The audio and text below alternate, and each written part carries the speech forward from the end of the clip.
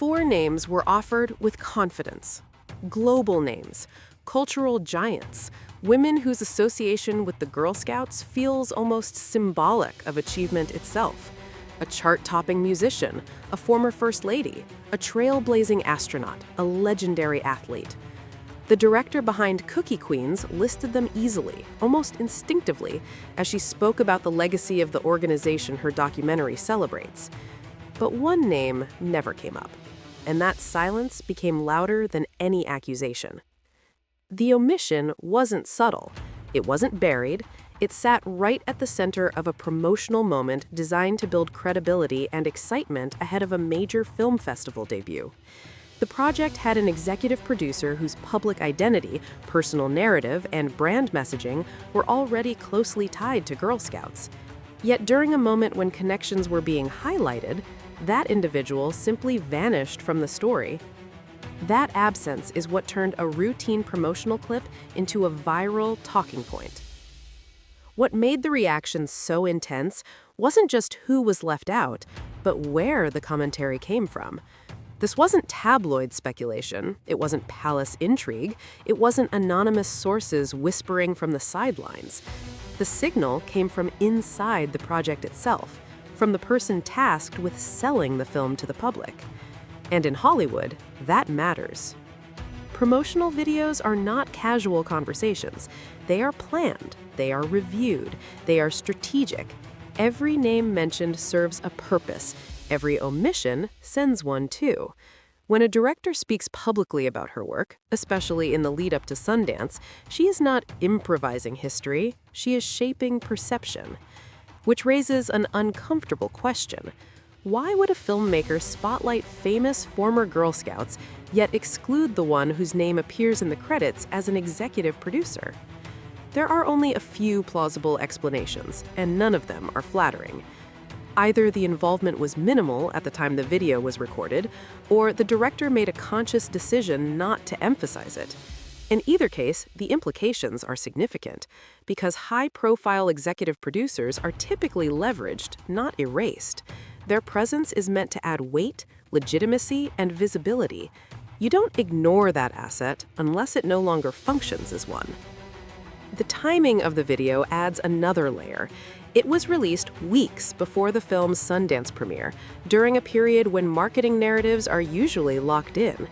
If a producer's contribution is meaningful, their story is already woven into the fabric of the promotion. It doesn't appear later as an afterthought. Industry observers noticed this immediately. Several pointed out that leaving a recognizable name out of such a list is not a mistake. It's an intentional distancing or a reflection of the project's actual development timeline. And that timeline has become the focus of growing speculation. The Sundance Film Festival is not just a showcase. It's a marketplace. It's where reputations are tested, alliances are formed, and careers can shift direction overnight. For producers trying to establish credibility, Sundance isn't about visibility alone. It's about respect. Cookie Queens arrived with expectations already attached. On paper, it aligned neatly with its high-profile backers' public messaging: female empowerment, youth entrepreneurship, Americana with purpose. The kind of documentary that signals values as much as storytelling. The festival appearance was supposed to mark a transition, a move away from controversy and into serious creative work, proof that production ambitions were more than symbolic. But from the moment the project entered the public festival environment, something felt misaligned. Attendees noted a lack of cohesion between the creative team and the celebrity producers. Interactions appeared formal rather than collaborative. The warmth typically seen when a project reaches fruition together seemed absent. These observations circulated quietly at first, but quickly gained traction as footage and photos began circulating online. Film festivals operate on unspoken rules. Hierarchies matter, credit matters, timing matters. When those norms are disrupted, people notice. One of the most striking moments came during the premiere itself. Speaking order at film events is not arbitrary. Directors speak first. Always. They are the architects of the work. even the most powerful producers defer to that structure. When that order is reversed, it signals more than impatience. It signals a misunderstanding of the ecosystem. Several attendees remarked that the shift was jarring, not because of ego, but because of what it revealed. A producer stepping ahead of the director suggests a belief that visibility outweighs authorship.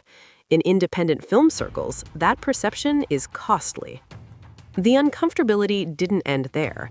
Observers also noted visible tension during onstage remarks and background movement that drew attention away from the person actually presenting the film. These are subtle details, but in an industry built on optics, subtlety is everything. Even language choices became points of contention. When the director described the film in accessible, warm terms, reactions suggested a disconnect between how the project was envisioned creatively and how it was being framed publicly by its celebrity backers. That disconnect feeds into a broader concern that has followed these producers for years: the tension between branding and collaboration. Then there were the seats. Attendance numbers don't lie, even when they're uncomfortable. For a Sundance screening connected to global celebrity names, expectations are high. Yet reports indicated a noticeable number of empty seats when the screening began. While waitlisters eventually filled some spots, the initial turnout sent a message. At festivals like Sundance, early screenings often reflect industry interest. Buyers, distributors, and programmers prioritize projects they believe have momentum. When they choose to not attend, it's not personal, it's practical. Comparisons to other festival screenings only intensified the contrast. Films with far less name recognition saw overflow crowds. Some turned people away. Cookie Queens did not. Scheduling added to the narrative. Morning slots are not punishment, but they are not prime real estate either. They're typically reserved for films still finding their feeding. The placement suggested tempered expectations from the outset. Perhaps most telling was the reported response from distribution partners. When a company already financially and contractually connected to producers declines to acquire a project, it sends a signal to the rest of the industry. Confidence is contagious, but so is hesitation. The result was a growing perception that the producer's involvement did not enhance the film's prospects. In some circles, it may have complicated them. Another moment that gained traction involved a simple interview question, a question that should have been effortless. When asked about personal connections to the subject matter, the response was notably vague, carefully non-committal, overly cautious. In isolation, that might seem inconsequential, but patterns matter. When public figures repeatedly avoid specificity in unscripted settings, audiences draw conclusions. Authenticity is not about disclosure, it's about comfort, and discomfort reads clearly on camera.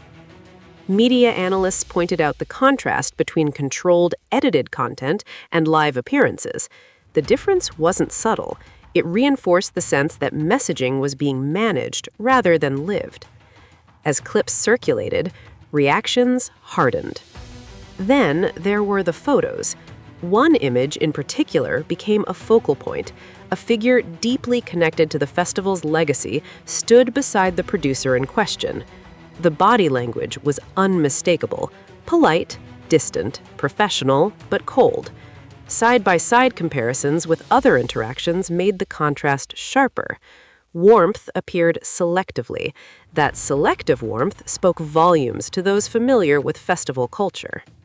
Hollywood has a long memory. People remember who contributes early, who supports quietly, and who arrives late but loud. Those distinctions don't always surface publicly, but they shape opportunity behind the scenes. Which brings the conversation back to the original omission. The promotional video wasn't just a list of names, it was a map of relevance. And when a person closely tied to the project doesn't appear on that map, people ask why. Some insiders suggest the answer lies in timing, that the executive producer credits were added after key milestones had already been achieved, that involvement followed validation rather than preceding it. If true, that would explain the careful distance maintained by those who built the project from the ground up. It would also explain the director's framing. You can't celebrate contributions that didn't shape the work. None of this proves intent, but it does reveal perception, and in Hollywood, perception becomes reality faster than facts can catch up. The broader implication is not about one documentary, it's about trust, about whether attaching a famous name strengthens a project or overshadows it, about whether celebrity involvement brings resources or risk.